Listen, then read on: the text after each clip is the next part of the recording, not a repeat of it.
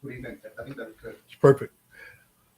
Welcome, welcome, welcome to another exciting episode of Wine Down with Kev. So excited today, but I must begin with thankfulness. Thank you to all of you who have subscribed to Wine Down with Kev, who followed us on YouTube. And if you like the content that you're seeing and receiving, please click on the link below and subscribe. Also, before we begin, must give a huge shout out and a thank you to our two sponsors, Carol Media and Canopy Connect. Talk to them for all of your social media and digital needs. That being said, let's continue the journey of talking to 50 agents from 50 states and doing 50 podcasts.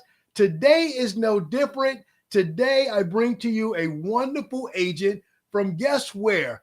My home state of New York. Ladies and gentlemen, this agent I'm going to bring on stage next, absolutely awesome. She is a $1 million round table winner, top of the top, honoring winner, national conference, top partnership in the state. Beyond that, she's a wonderful woman, wife, and mom, and someone who I'm happy to call my friend. Put your social media hands together for Jessica Guay. Welcome, Jessica. Hey, Jessica, how are you? I'm great. How are you? I'm doing absolutely wonderful. And thank you for joining on the podcast all the way from Rochester, New York. That's where I went to college, RIT. So I have nothing but love for Rochester. How is life in Rochester today? Life is cold. Life is cold. Yes. I am a sunshine girl, so this is tough for me every day, but I can deal with cold. Can wear a coat. I love it. We got snow last week. We don't have any snow on the ground today. It's still melting. How about you? Snow on the ground? Oh, snow on the ground. Yes. Ice, snow, boot weather, but I love it. I love it. Well, snow on the ground is one of the things that makes doing insurance interesting in Rochester. I've been going from school for way too many years to talk about, but I still remember the hills. I remember the ice and the snow. It has to be amazing to sell insurance there because your local expertise is so important.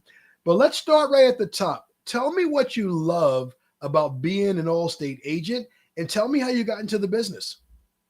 all right. Well, there's so many things I love about being an Allstate agent. One is connections with agents like you, being able to collaborate with agents across the country, learn from each other, support each other.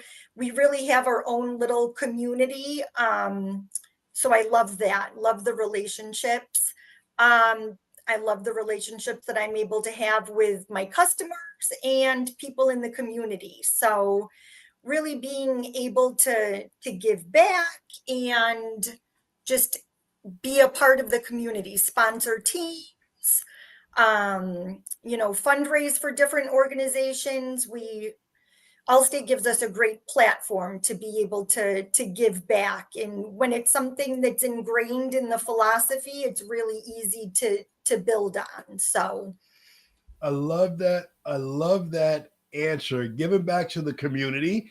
But Jessica, you come to Allstate from an interesting background. yeah. You were a kindergarten teacher. How does that happen? How did Allstate find you? How did you make the transition? Well, so yeah, I was a kindergarten teacher for 13 years. Absolutely loved my job, love everything about being in the classroom. But it was probably like 2017. One of our really good friends kind of approached us and was just like, hey, I'm moving to Texas. I have this agency. Jessica, I think it would be great for you. I would love to be able to leave and go to Texas and know that my customers are going to be taken care of.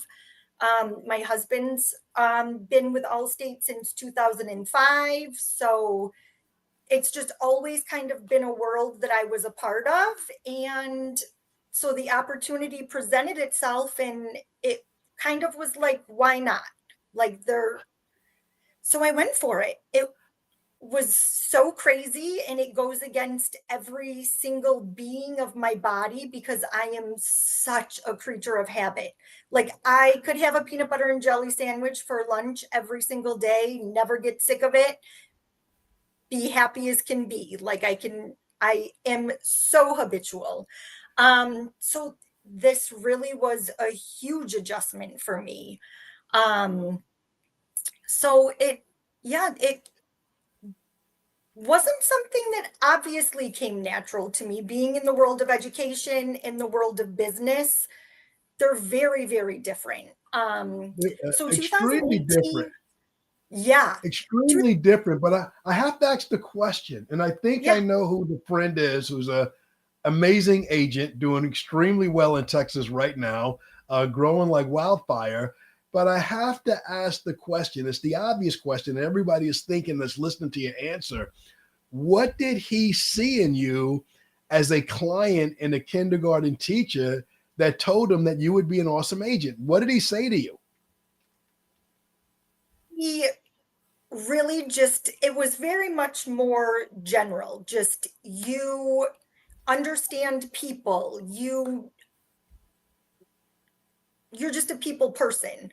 So that's really, and I honestly, I don't know why I took the jump. It was just one of those things that it's like I knew in my heart that I should do, I could do. So I just did it. But 2018 into 2019 were very rough years for me because I didn't believe in myself. Like, I came into a business that my mind was telling myself I have no business being a part of. You don't belong here. You don't know anything about insurance. You have this amazing staff that works for you that know so much more than you do. What are you doing here? I didn't trust myself. I didn't think that I had anything of value that I could bring to the table. So every single day was a battle within myself because I had no confidence or trust in myself. So it took a lot of soul searching. And then I realized, like, everything that made me a great teacher is what will make me a great agent. And it truly is. Once I started peeling back those layers, okay, I can learn insurance. Like, I can learn that skill. I can learn coverage. I can learn about claims. All of those were things, education I could give myself. What I didn't realize in the beginning that I had was the ability to understand people. Like, I love people. I love talking to people, and I understand personalities. Like, I have a lot of training in like Myers-Briggs personality training. And so it's just like in the world of education, like, my students would give me clues that I could use to help, you know, and I could do that with my customers. Like, when I'm talking to them, they're always giving us clues. Yes. We just need to listen and Yes. actually hear what they're saying, and then we can anticipate their needs based on those clues that they're giving us. And I just love educating my customers. It's like, I really believe knowledge is power, and I can give them that knowledge. I joke with them all the time. Like, I have the really easy part. I get to educate you and explain all of this to you. You have the hard part because you have to make the decisions. So, So let me jump in for a second. I love what you're saying. You gave me so many jewels right there. We could spend the rest of the podcast on this because by you sharing your journey, not just the fun stuff where you are today, but the pitfalls, the hard stuff in the beginning, your mind and your goals not aligning. There are agents and other small business owners listening to this podcast right now, and they're in the exact same battle. They're trying to do whatever business venture is in front of them, and every part of their being is fighting against them. Just these inches of real estate between the head. It doesn't matter what the outside world says to you or someone says to inspire, motivate you. You're with yourself all day. And when that person doesn't agree, it's not a good day. Right. So let me say this to you. One of the things I like to say about insurance, you're in New York State with me. Car insurance is mandatory. Banks require it if you purchase a home. Everybody has to buy insurance. Very few people have any idea at all of what they're buying. So that being said, as an insurance agent, do you still get to act as a school teacher to help people understand what they're buying, what they have, what they don't have, and really separate value from price? Absolutely. And I think that's a lot of where understanding people comes in, because you have to know what their pain point is. Anybody, they can get insurance online, they can get insurance from somebody down the street. It's really the value that we bring is understanding their story. And in order to understand their story, you have to connect with them. They have to trust you enough to be able to tell you their story. So much about insurance is protecting somebody's assets, but Yes. that's not, somebody doesn't just call you on the phone and say, "Oh, this is what I have. No. Please tell me what to do with it." That's a lot of trust that's built Yes. there beforehand. So yeah, the education piece and the trust. Like I am not here to sell you something. I am here to provide a service for you, and I believe so strongly that the service that my team provides, the brand that we have, and the product that we're offering are second to none.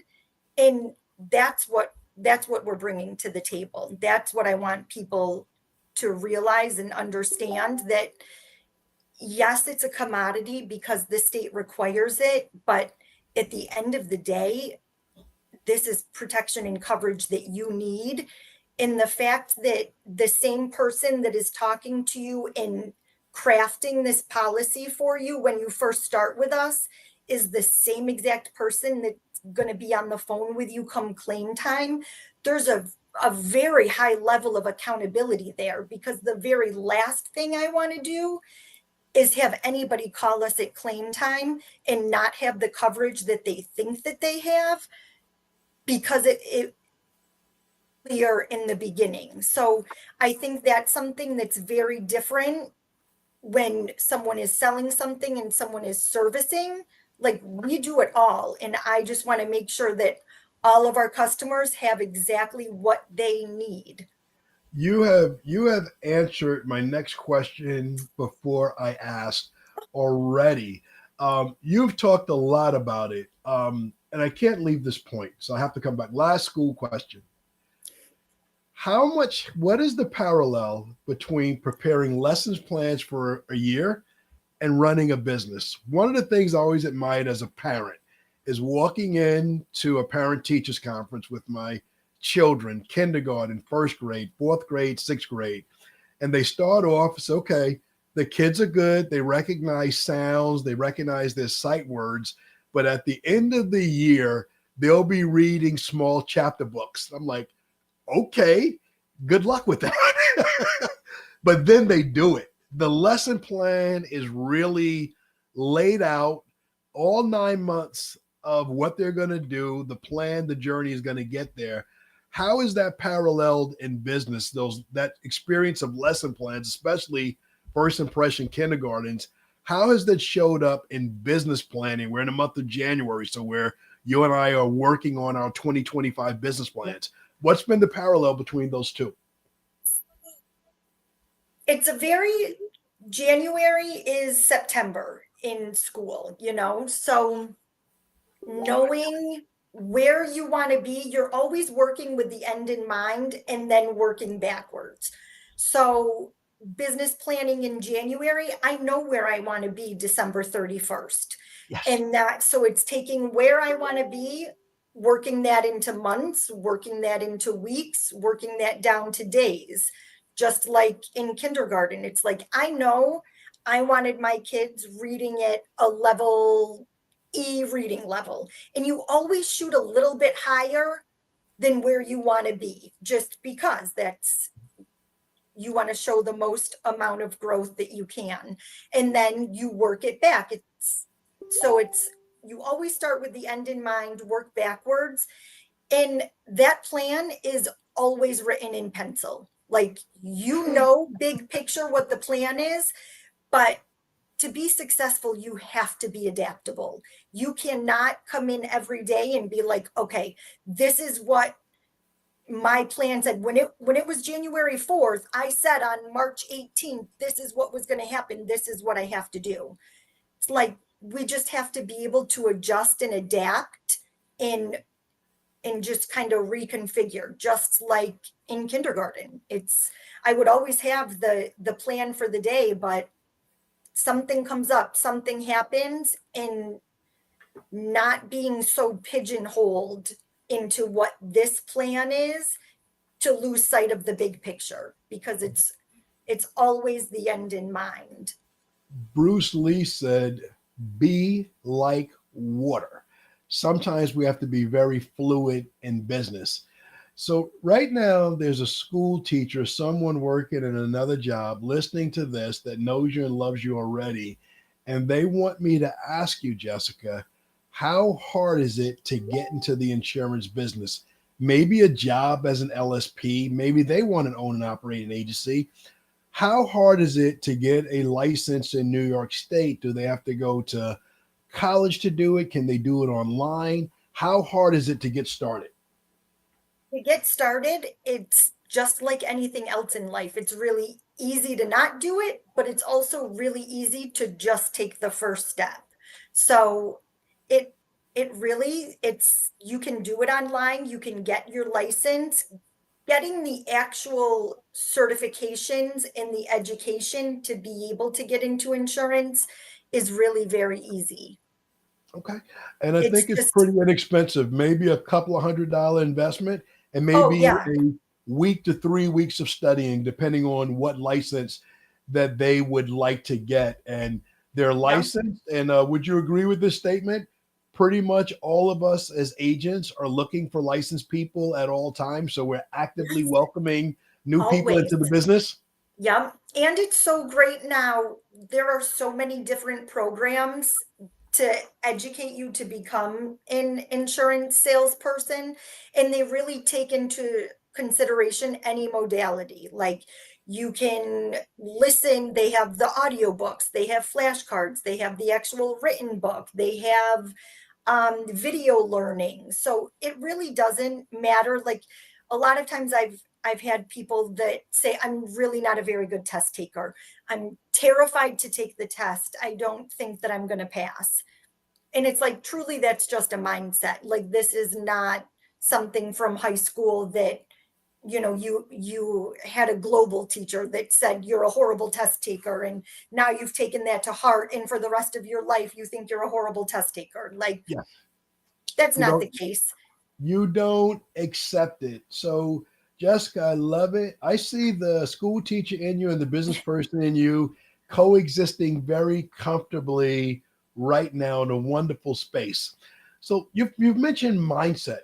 What's your morning routine? How do you get into this confident mindset to be able to run a business? How do you get there every day? Do you have a certain morning routine that you stick to? I just started. So I've always been a morning person. Love the mornings. I just think there's, solitude, a great way to start your day. So I've always just thought, like, oh, I'm a morning person. This is a great morning routine.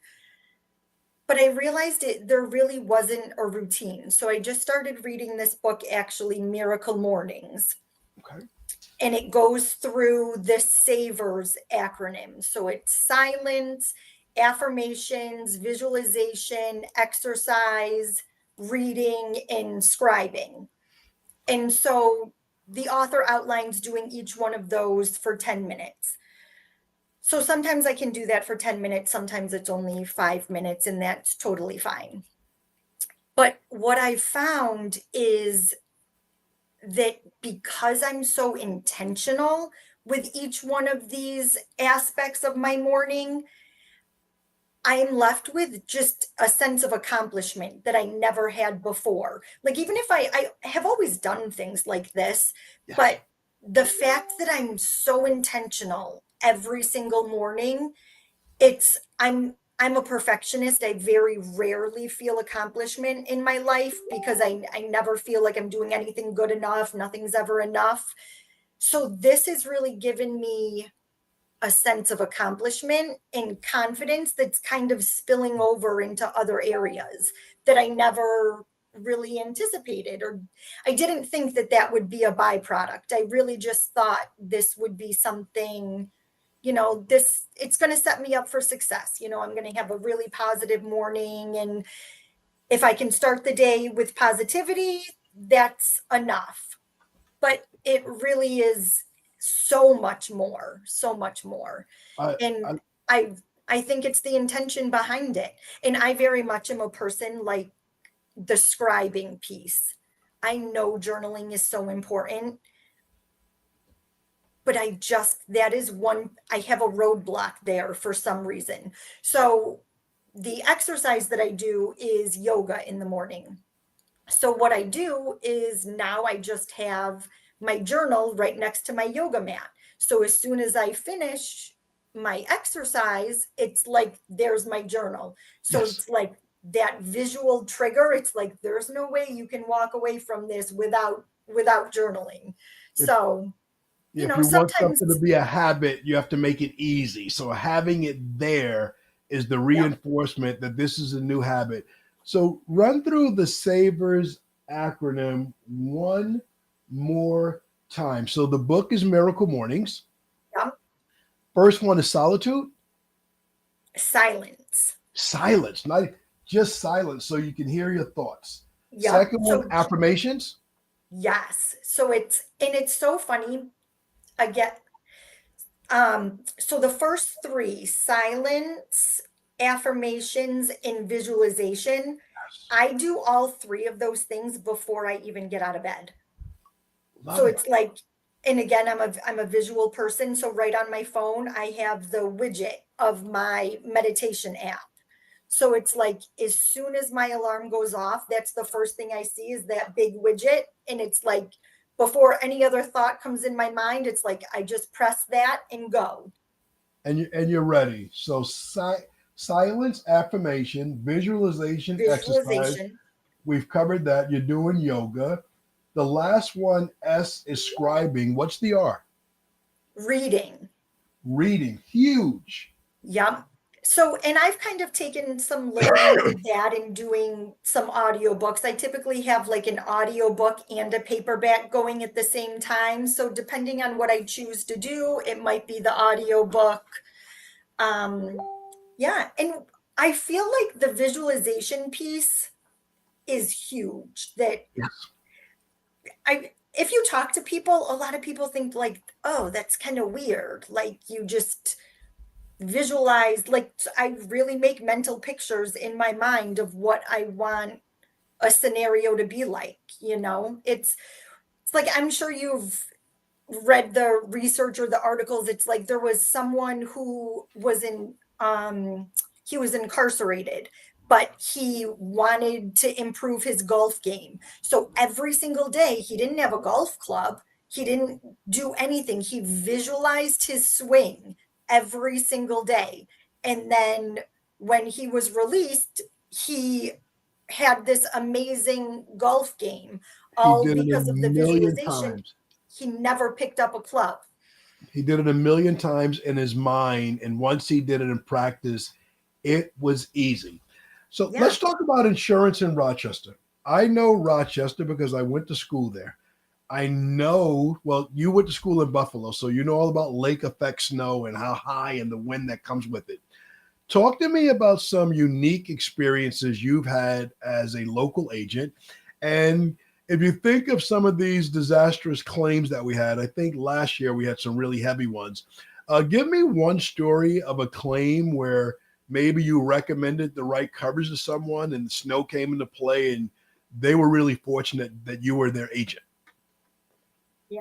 So I actually have a lot of stories of how that has happened because we believe in making sure that you have proper protection. And a lot of time, there's a lot of noise out there about what you should do to save money. And right now, that is a huge push for people. Everybody's trying to save money. So, what we've been running into most is customers thinking because they have an older vehicle that they need to remove collision. And the way the auto industry has been, like maybe 10 years ago, that absolutely was a recommendation that we would have for people.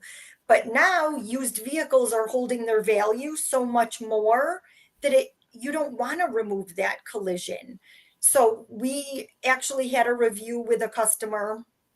He was going to remove his collision. It was like a vehicle that was five years old. He just wanted to save money. He's like, I just have to save money. I don't need collision. I don't have a loan. I want to get rid of it. So we explained all of the things that could happen, why we did not think that was a good idea. Your car's holding your value.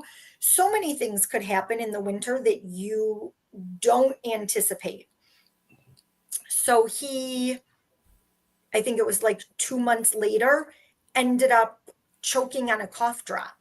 So he was choking on a cough drop, ended up driving into a tree, totaling his truck, and it was a horrible situation. But he was just so grateful that amidst all of his injuries that he had, that he did have coverage for, he didn't have to worry about his totaled truck in saving the few dollars when he had wanted to remove collision that, we were able to advise him not to.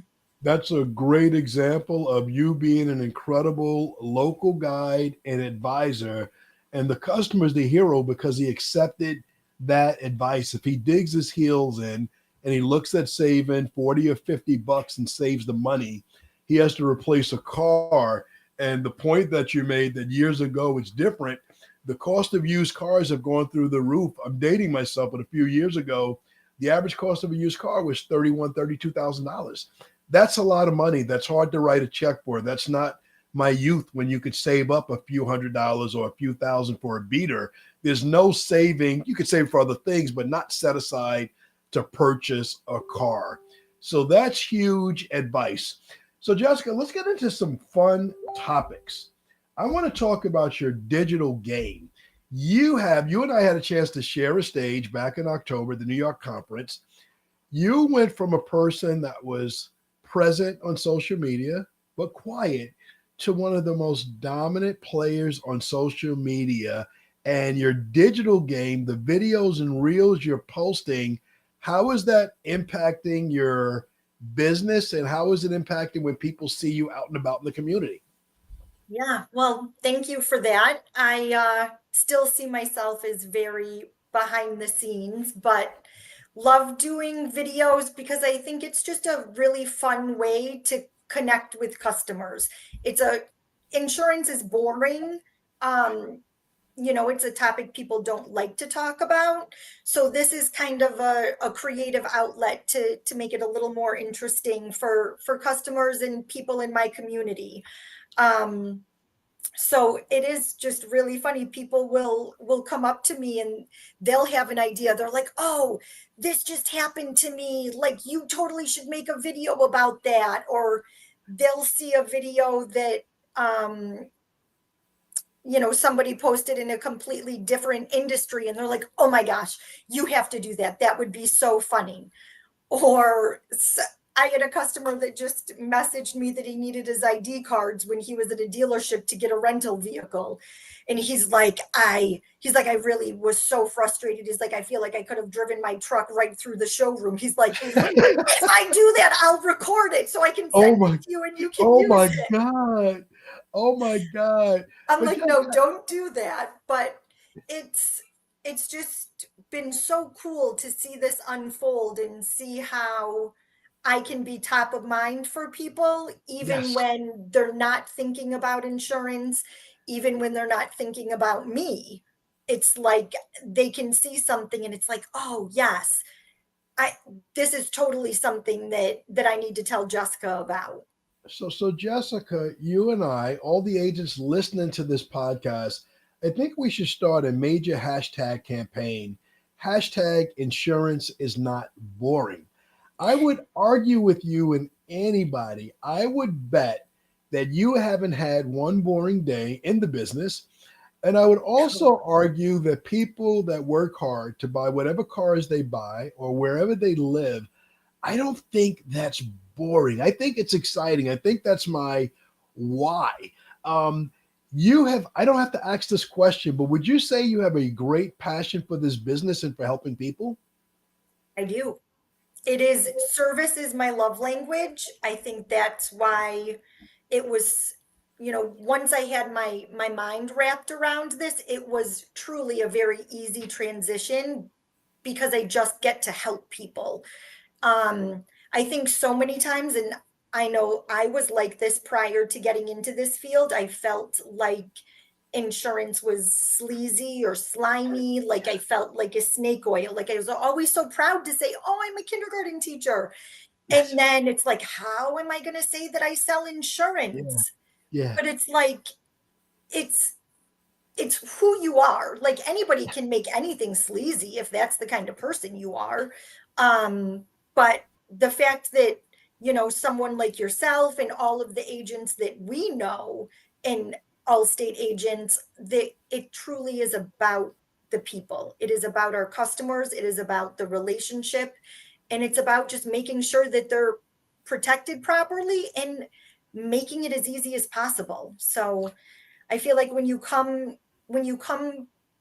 at it from a place of service and wanting to help, it you just every day is a great day because you're always part of someone's solution. And that's what I always want to do is be part of a solution for someone.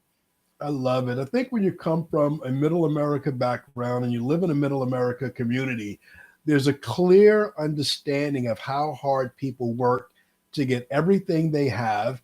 And just like in the story of the gentleman, I was cringing when you were telling the story. I've never had that experience, someone choking on a cough drop to be the cause of an accident.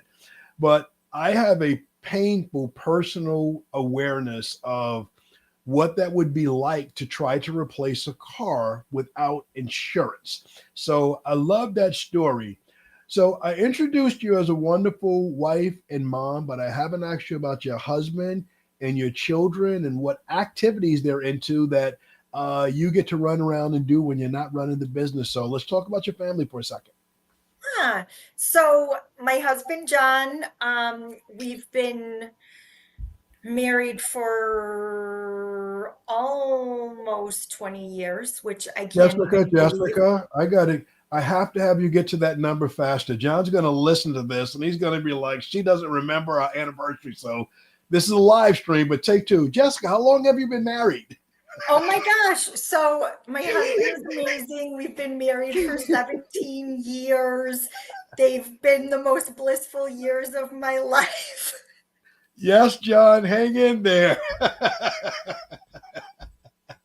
I love Yes. it. I love So it. we have two kids. They're 14 and 11. My son is they're both very active, but if you watch me on social, you will see much more of Gavin than you do of my daughter because she thinks if she's not making a TikTok or posting it to Snapchat, she doesn't want to be a part of it. Gavin is a much better sport, so you'll probably see him a lot more. But they I am in the season right now that this is all about them. They are running the show. They're both very active in sports and have very busy social lives. So, really, my social life is their social life right now. And that's part of, I think, being a business owner, being a mom, being a wife, being a friend. It's people are like, how do you balance all of that? Yes. And I don't look at it as balance. In my mind, if things are balanced, they're always like this. And nothing is ever like No. this. Nothing is ever even. Everything is always off kilter. So I think when you're a leader, and that's whether you're a leader of your household, whether you're a leader of a team, a leader of an organization, everybody is a leader. But part of what makes someone a great leader is there's all of these plates constantly spinning. Some of them are really big, some of them are small, some of them are plastic, some of them are glass. And it's being able to know, like, okay, these are my really big glass plates. I need to keep those spinning all day. And so you have to prioritize and adapt your day to make sure that those big glass plates stay spinning. If some other really small plastic ones fall throughout the day, like, that's okay. You just have to be okay with that and just know what it is that's most important at the end of the day and make sure that those are the plates that just keep spinning. So I never have balance in my life, but I hope that, my family and my team knows that those big glass plates are always going to stay spinning. I love it. Your answer is directly out of the Stephen Covey book of 7 Habits of Highly Effective People, as is one of your other answers that you gave earlier, beginning with the end in mind. So I have to ask you, are you a Stephen Covey fan, and have you read the book? No, I have not read those books. As you were saying, I'm like, I got to add them. Oh my God. 7 Habits to my of Highly Effective People. Your answers are lockstep with everything that he said. So, long story short, it's beginning with the end in mind and writing down our roles and goals. So, our role as wife, mother, friend, business owner, community leader, and what's important that we have to do this week in those places, and then communicating to people. So, you're right, there is no balance. But what's kept me going for all of these years is I don't miss big things, right? So if there are 2 or 3 things my wife needs me for this week, I'll be there. If the kids, I'll be there. Now, during the rest of the stuff, it comes up in the middle of the day while I'm podcasting. Kevin's not there, but exactly what you said. And there are exercises. So your spinning plates example, I'll share some stuff with you that's been done other ways in other places.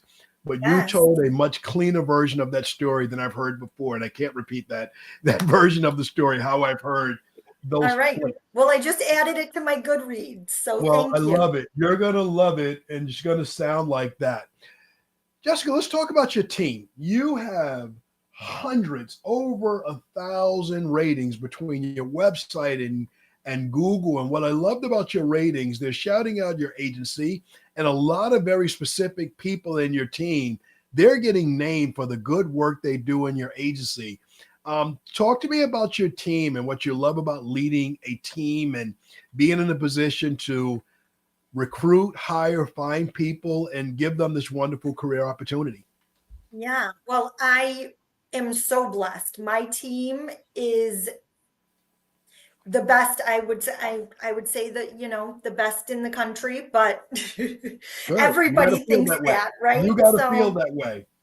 Yeah, and that's what's important. It's like when you talk about your mom, everybody has the best mom. So it's like that's how I feel about my team. They truly are an extension of my philosophy.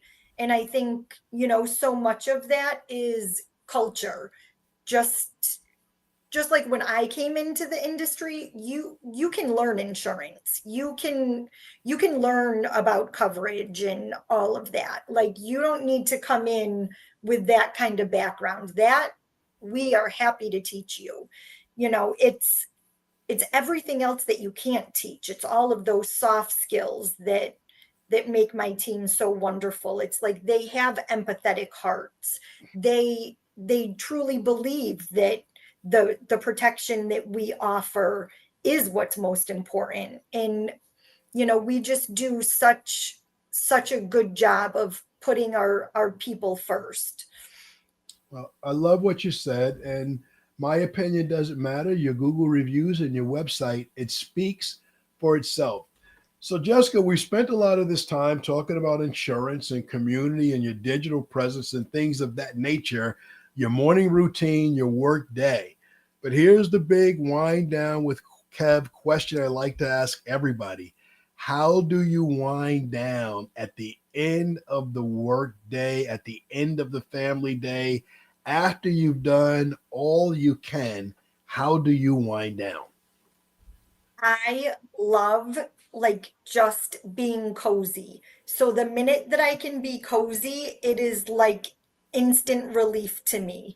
So just putting on cozy PJs and being able to relax and watch a show with my husband is truly what makes me the happiest at the end of the day. So there's What are you no watching now? What are you and your husband watching now on TV? What are you streaming? What are you obsessed with right now? Wow, there's quite a few things. So we were Landman just ended, so we were watching Landman.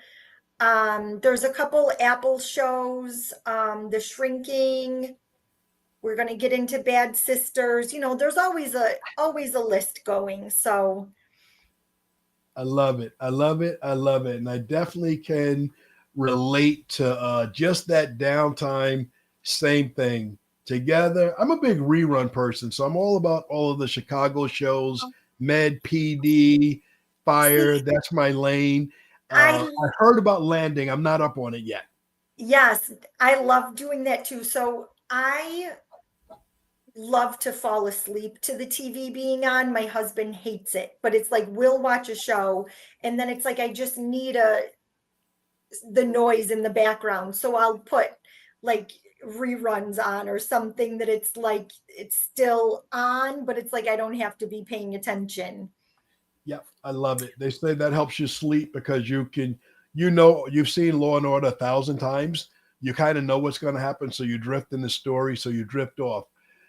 So, Jessica, anything that you wanted to share that I didn't ask, insurance related, life related, courage and word for anybody? I refer to Wind Down with Kev as the Dream Chaser podcast. I'm a dream pusher.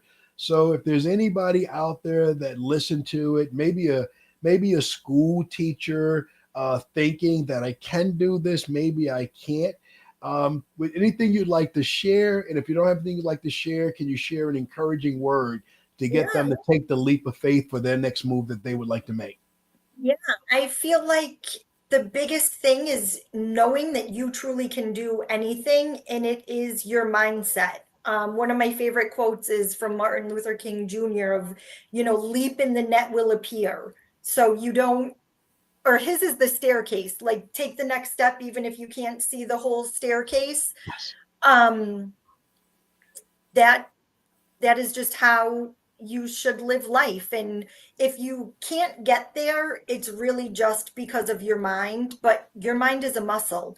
You can retrain your mind. As easy as it is to be negative, it's just as easy to be positive. We just have to slowly retrain our mind. I used to be the biggest worrier. I worried about everything and things that I couldn't control.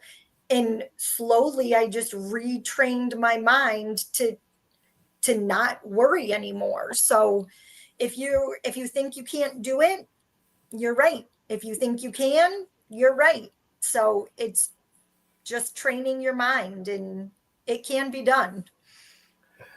Thank you so much. Ladies and gentlemen, Jessica Guay, please put some wonderful things in the comments. Follow her everywhere on social. She's Jessica Guay all over. You're going to love her videos. You're going to love her reels. She's hilarious and informative at the same time. So, that being said, thank you for tuning in, watching another episode of Wine Down with Kev. If you like this kind of content, please click on the link below to subscribe on YouTube so you can get notifications of when all these wonderful podcasts are coming out. And thank you to my sponsors, to Canopy Connect, and Carol Media for making it possible. And thank you to all of you that's helping us grow in subscribers and views. Oh my God, nothing but love and appreciation for you all.